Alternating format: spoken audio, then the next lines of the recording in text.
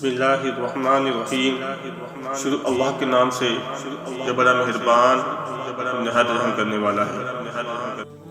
ناظرین، آج کی میری ویڈیو کا ٹاپک ہے محمد صلی اللہ علیہ وسلم ہمارے بڑی شان والے۔ اللہ کی آخری کتاب قرآن مجید میں ایسی بہت سی آیتیں ہیں جن میں حضور صلی اللہ علیہ وسلم کی شان ظاہر ہوتی ہے۔ ان مقدس آیتوں اور حضور صلی اللہ علیہ وسلم کی مبارک زندگی کے واقعات سے یہ بات معلوم ہوتی ہے کہ اس دنیا اور اس دنیا کے علاوہ اگر اور دنیائی بھی ہیں تو ان سب میں بسنے والی مخلوق میں اللہ کے بعد ہمارے حضور صلی اللہ علیہ وسلم کا رتبہ سب سے زیادہ ہے۔ عام انسانوں کے علاوہ آپ صلی اللہ علیہ وسلم تمام نبیوں کے سردار ہیں۔ اللہ پاک نے اپنی ساری مخلوق میں انسان کو سب کا سردار بنایا ہے، اور انسانوں میں سب کے سردار اور سب کے رہنما آپ صلی اللہ علیہ وسلم ہیں۔ آپ پر نبوت صلی اللہ علیہ وسلم کا سلسلہ ختم ہو گیا۔ اب قیامت تک وہ تمام انسان آپ صلی اللہ علیہ وسلم ہی کے بتائے ہوئے طریقوں پر چلیں گے جو نیکی اور شرافت کے ساتھ زندگی گزارنے کی تمنا کرتے ہوں گے۔ انسانی زندگی میں کوئی ایک بات بھی ایسی نہیں جس میں ہمارے حضور صلی اللہ علیہ وسلم سب سے زیادہ اچھے اور سب سے زیادہ بڑے نہ ہوں۔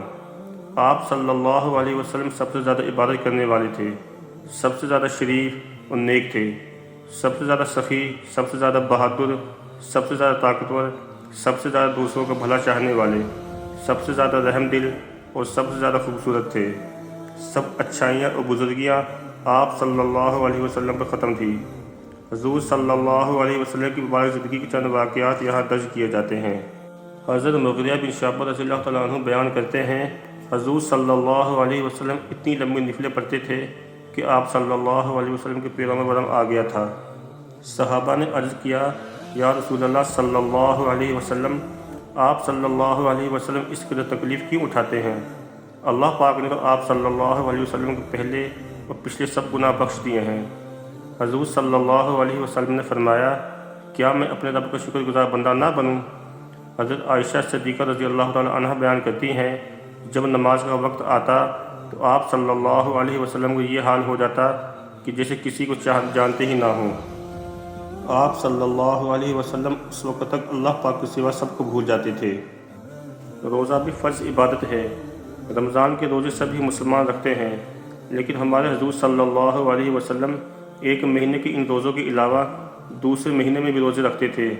حضرت عائشہ صدیقہ رضی اللہ تعالیٰ عنہ بیان کرتی ہیں، حضور صلی اللہ علیہ وسلم کبھی کبھی اس طرح متواتر ناغے کے بغیر روزہ رکھتے تھے کہ ہمارا خیال ہوتا کہ اس ماہ افطار ہی نہ فرمائیں گے، اور کبھی مسلسل افطار فرماتے کہ ہمارا خیال ہوتا اس ماہ روزہ رکھیں گے ہی نہیں۔ حضرت عائشہ رضی اللہ تعالیٰ عنہ کے علاوہ کی اور صحابیوں نے یہ روایت بھی بیان کی ہے کہ آپ صلی اللہ علیہ وسلم ہر مہینے 3 روزے رکھتے تھے۔ نماز اور روزے کی طرح جہاد یعنی کافروں سے جنگ کرنا بھی فرض عبادت ہے۔ ہمارے حضور صلی اللہ علیہ وسلم نے ایک روایت کے مطابق 25 اور دوسری روایت کے مطابق 27 جنگوں میں حصہ لیا۔ آپ صلی اللہ علیہ وسلم نے جن لڑائیوں میں خود حصہ لیا انہیں غزوات کہتے ہیں۔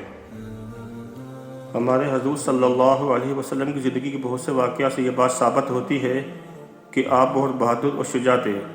سن 3 ہجری کا واقعہ ہے۔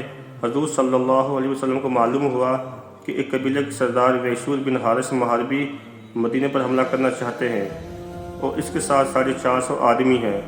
یہ خبر سن کر حضور صلی اللہ علیہ وسلم مجاہدوں کا لشکر لے کر اس کا حملہ روکنے کے لیے روانہ ہوئے، لیکن لڑائی کی نوبت نہ آئی۔ ویشور نے آپ صلی اللہ علیہ وسلم کے آنے کی خبر سنی تو بھاگ گیا۔ واپسی کے وقت حضور صلی اللہ علیہ وسلم کچھ دیر آرام کرنے کے لیے ایک درخت کے سائے میں لیٹ گئے اور اپنی تلوار اور درخت کی شاخ سے لٹکا دی۔ ویشور قریب ہی چھپا ہوا تھا۔ اس نے جو آپ صلی اللہ علیہ وسلم کو درخت کے سائے میں تنہا لیٹے ہوئے دیکھا تو چپکے آ کر آپ صلی اللہ علیہ وسلم کی تلوار اتار لی اور کہنے لگا، اے محمد صلی اللہ علیہ وسلم، بتاؤ اب تمہیں میرے ہاتھ سے کون بچا سکتا ہے؟ یہ بڑا نازک وقت تھا۔ دشمن ننگی تلوار ہاتھ میں لیے سر پر کھڑا تھا، لیکن آپ صلی اللہ علیہ وسلم ذرا نہ گھبرائے۔ آسمان کی طرف انگلی سے اشارہ کر کے اطمینان بھری آواز میں فرمایا، میرا اللہ مجھے بچائے گا۔ بیان کیا جاتا ہے یہ جواب سن کر ویشور ایسا گھبرایا کہ اس کے ہاتھ سے تلوار گر گئی۔